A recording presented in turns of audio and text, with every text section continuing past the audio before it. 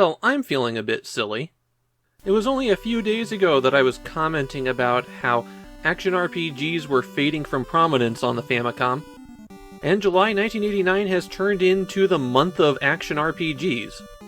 Looking ahead, though, I think we've only got one more for the rest of the year, and I'm going to be talking about that one in a couple of days' time.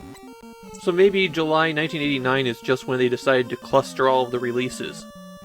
Today's action RPG is Faria, one of the very few RPGs on the Famicom to get an English translation. The main plot in Faria is pretty straightforward Famicom RPG stuff. There was an evil wizard who fought God, got defeated, and has now come back.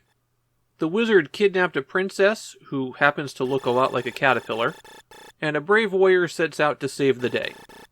Alright, we have to get the big thing out of the way. In my hour of playing, I wasn't able to progress very far in Faria, but there's one thing that people know about this game. And that is that while the main character appears to be a woman, he was in fact a male warrior that was transformed by a curse.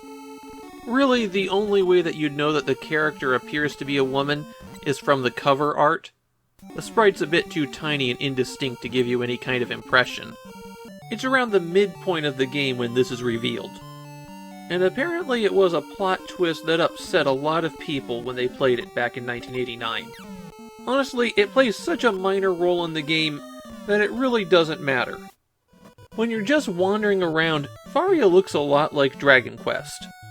You talk to townspeople by bumping into them, and they actually have little portraits that come up, although there aren't a whole lot of portraits. Also, the towns seem to consist almost entirely of just shops. Besides the usual item and weapon shop, there's a hospital where you pay to get healed or buy healing potions, while the inn is strictly used to save the game. Hitting the start button brings up a menu, and your only options are to use an item, drop an item, get your status, or equip things. Be careful once you buy a bow. You'll also need arrows for it, but you don't equip arrows, you have to use them. As you're wandering the overworld, you'll stumble into combats, and these play out in an overhead action view similar to the original Legend of Zelda. Hitting the A button swings your sword, while the B button uses your equipped ability, which will probably be a bow. An important thing to know about these combats, while you get experience for every enemy that you kill, they don't give you cash unless they drop a money bag. Also, the experience that you get early on is really low. Most of the enemies in the starting area only give you 1 experience point, and it takes 32 to go up to your first level. While some combats do involve multiple enemies, there's a lot of time that you'll be fighting somebody for a very small reward. You don't want to run away though. Running away costs you some money. So does dying. That'll cost you half of the cash you have on you.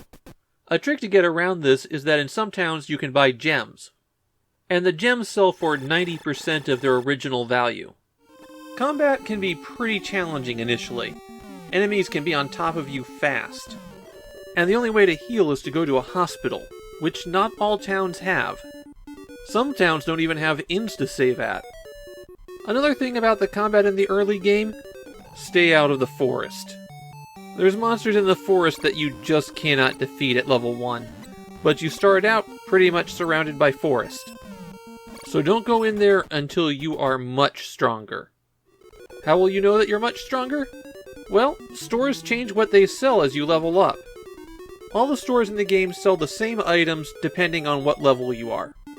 That's a bit convenient, although it does put a damper on reaching a new town and hoping to get some extra equipment. After you level up a bit and talk to the king, you can go to the first proper dungeon. And here it really plays out like a Legend of Zelda dungeon. There's a series of interconnected rooms, and the paths often seal up behind you. The dungeons in Faria are pretty complicated, and even the first one is a multi-floor monster that you'll have to go up and down to figure out. Some of the rooms in the dungeons have tricks, like shoving you around or ice floors. Beware of the rooms that spout fire. The flames do some pretty extreme damage, and they can block you from being able to get out the exit. That's as far as I got, since it is kind of tough to get started in Faria. But that said, once things get going and you can start exploring dungeons, I think that's where this game really shines.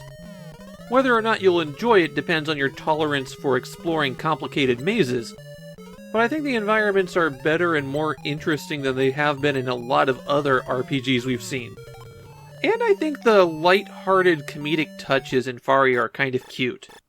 This is one of those games that doesn't take itself seriously, and I think that's for the better in this case.